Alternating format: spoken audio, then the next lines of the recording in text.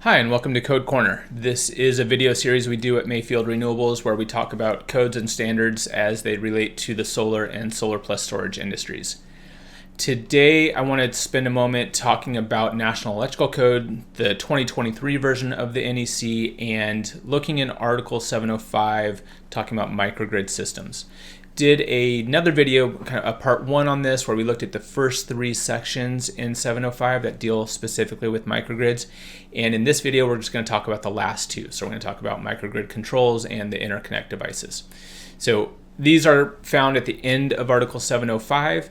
And so if you're doing microgrid systems, it's good to review these, kind of understand how they relate to the rest of 705 and kind of what those rules are going to be to make sure that you're interconnecting everything properly, using the right components and all that kind of stuff. So let's look at 705.70. So again, we looked at the first three in a previous video, and 705.70 talks about a microgrid interconnect device, or an MID. And a microgrid interconnect device is defined in Article 100, so it's always worthwhile to go look and make sure that you understand what those definitions are. So an MID is defined as a device that enables a microgrid system to separate from and reconnect to an interconnected primary power source. So this can take different forms based on the size of your system, how you're interconnecting, and different things. So in the next slide, I'll show you an illustration of one such way, but we'll talk through what some of these could be. So first, let's look at what the rules are and what a microgrid interconnect device needs to be and how it needs to function. So it is, so it needs to comply with the following, and so it's required for any connection between a microgrid system and a primary power source. We need to be able to connect and reconnect, and so we need to have some way of making that connection. Again, that can take multiple forms. If you're looking at a small residential system, which technically could be a microgrid, it's going to be typically built into the inverter, and there's a switch inside that inverter that connects and reconnects the primary utility power source to the UL 1741 system, the inverter, the 1741 listed inverter, and that system that's interactive with the utility. So that's built in.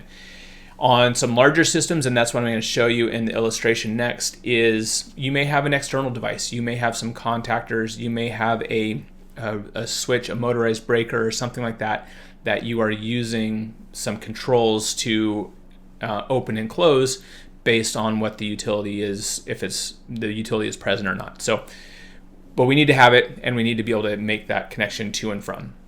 It has to be evaluated for the application. So again, we're looking at components that are listed for this application, and when we get into the control side of it, that can be where working with your utility and your AHJ becomes really important, because understanding what the abilities are and making sure that the utility especially feels comfortable that if you are using a device external to an inverter, that it's going to actually connect and then reconnect to the utility at the proper times. And then, probably not too surprising, have overcurrent device located to prevent overcurrent protection from all sources.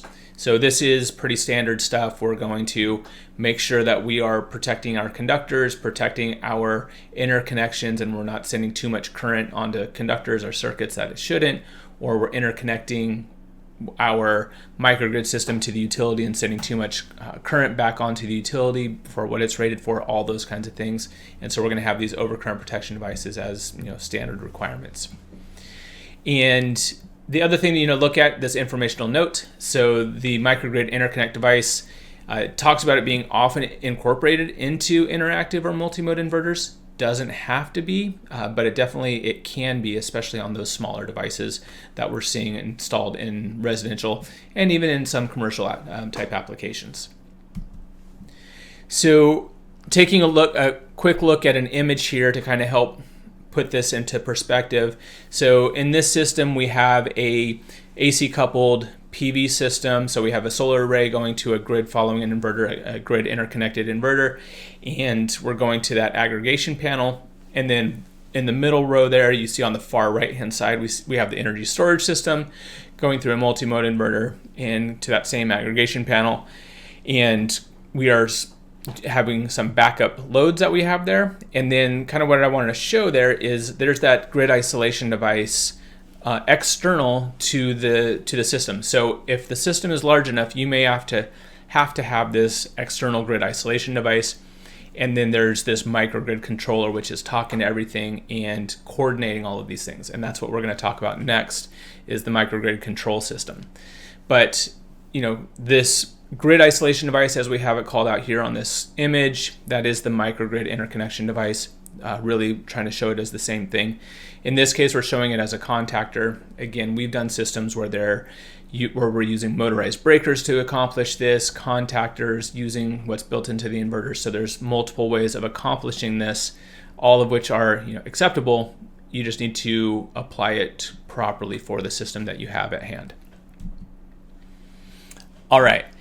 So 705.76 is the microgrid control system, and not surprisingly, there's a definition for that. So going back into 100 and looking at that definition. So an MCS is a structured control system that manages microgrid operations, functionalities for utility interoperability, islanded operations, and transitions. So really this MCS, this microgrid control system, it's controlling, it's the brains of the operation. It's making sure that when the grid goes down, we are isolating from the grid. We're telling that grid isolation device, open up. We are telling the inverters, you are now operating in island mode. It could even go and be talking to the generators and telling the generators when it's okay to turn on. The energy storage system gets involved. So there's a lot going on here. And depending on the complexity of your system, your microgrid control system might need to be quite powerful, quite robust, be able to talk to all of these different things and be able to control them in different ways. And so it's a really important part of the system. And quite honestly, this is, when we start looking at system design and engineering, this is one of the keystones of the entire system, making sure it can all work, that everything can get coordinated together. Getting breakers and getting contactors and all those kinds of things. It's not necessarily easy, but there's ways that we can engineer those systems.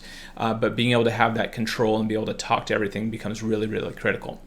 So 705.76. The MCS needs to comply with all of these different subparts. So it's coordinating the interaction between those multiple power sources, manufacturers, and technologies, including the energy storage. It needs to be evaluated for this application and have a field labeled or be listed for under engineering supervision. So this is another listed device that we have to have, and there are manufacturers out there that are supplying these devices for us. It needs to monitor and control the microgrid power production and utility power quality. So it's an important thing that it's looking at the same time.